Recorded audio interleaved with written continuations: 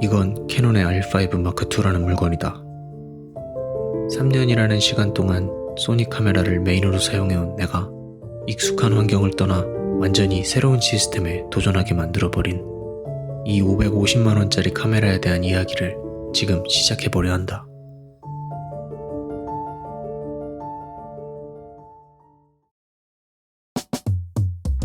내가 지금까지 주로 사용하던 카메라는 알파7 4였다.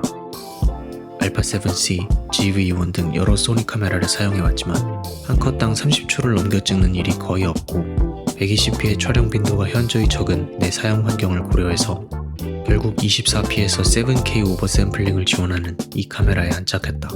그렇게 알파7 4는 2년 동안 모든 여행을 나와 함께왔다. 제일 긴 시간 동안 소유했던 카메라지만 사용하면서 만족스럽지 않았던 가장 큰 문제점은 아무래도 60p 촬영 시 크롭 문제였다. 평소에는 크게 문제없이 쓰다가도 꼭 한 번씩 반드시 슬로우 촬영을 해야 하는 상황에서 크롭으로 인해 화각 확보에 애를 먹는 일이 발생하곤 했다. 촬영할 때와 실제 결과물이 많이 다른 소니의 고질적인 디스플레이 문제 역시 확실히 유쾌한 경험은 아니었다. 하지만 GM 렌즈를 다수 보유하고 있는 상황에서 브랜드 자체를 떠날 생각을 하게 된 것은 무엇보다 소니가 보여주고 있는 최근의 행보가 그 이유였다.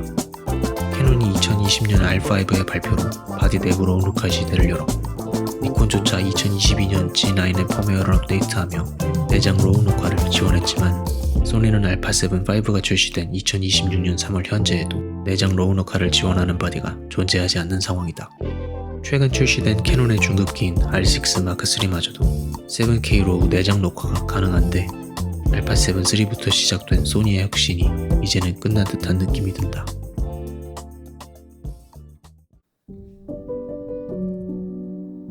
결론부터 말하자면 6개월 동안 사용해온 결과 R5 마크2는 나에게 완벽한 카메라였다. 하지만 우선 캐논 입문자의 입장에서 당황스러웠던 점부터 이야기해보고 싶다. 소니 카메라에서 느껴졌던 약간은 장난감스러운 만듦새와 가벼운 조작감이 캐논은 묵직하고 단단하게 다가오는 것까지는 좋았다. 그런데 의외로 적응이 힘들었던 것은 조작부 휠이 눌러지지가 않는다는 점이었다. 소니 카메라는 휠을 돌리는 것과 누르는 것이 전부 가능했었기 때문에 한번 든 습관을 고치기가 힘들어 지금은 조이스틱만 사용하고 있다. 이건 개인차가 있는 문제이니 그렇다 치고 왜 수평괴는 녹화 버튼을 누르면 사라지고 웨이브폼이나 펄스 컬러는 단축키를 지정할 수 없는 걸까? 그리고 대체 왜 디스플레이가 끝까지 펴지지 않는 건지 도저히 알 수 없는 부분이다. R5 마크2로 넘어올 때 기대했던 것들이 분명히 있었다. 더 나은 아이비스라던가 8K 촬영이라던가 로우 촬영이나 4500만화소의 디테일 같은 것 말이다. 알파7 4의 아이비스가 좋은 편은 아니었기 때문에 구입하자마자 아이비스부터 테스트해봤다. 50mm 렌즈에서의 워킹샷은 둘 다 사용하기 어려운 모습을 보여줬다. 24mm는 그래도 상황이 훨씬 나았다.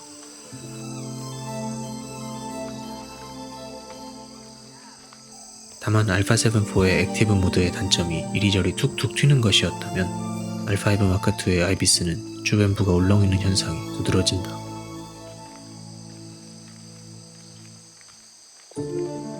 다행히 이 문제는 숙련도가 쌓이며 개선되었다. 다음으로 8K 촬영에 대해 이야기해보자면 분명히 선의도의 차이가 있긴 했다. 다만 4K 타임라인 기준 300%는 확대해야 명확한 차이를 알 수 있었다. 가장 궁금하고 기대했었던 로우는 압축 포맷으로 촬영할 때보다 DR이 조금 더 넓다는 느낌을 받았지만 문제는 이것들을 활용하기 위해 들어가는 부수적인 비용이 상당했다는 것이다. 수십만원대의 CF 익스프레스 메모리 카드는 기본이고 편집을 위한 고성능 컴퓨터와 외장 SSD까지. 과연 이 카메라에 이 정도 돈을 쏟을 가치가 있는 걸까?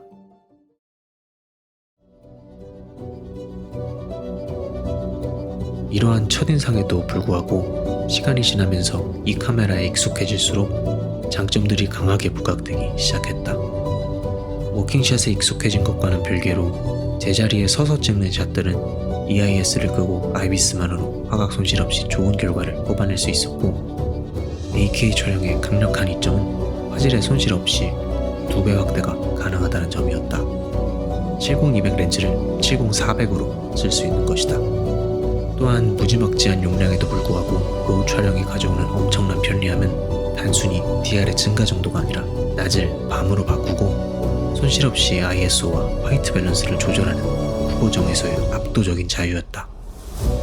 거기에 4500만 화소에서 뿜어져 나오는 질감과 표현력이 더해져 매컷마다 결과물의 만족도가 대단한 수준이었다.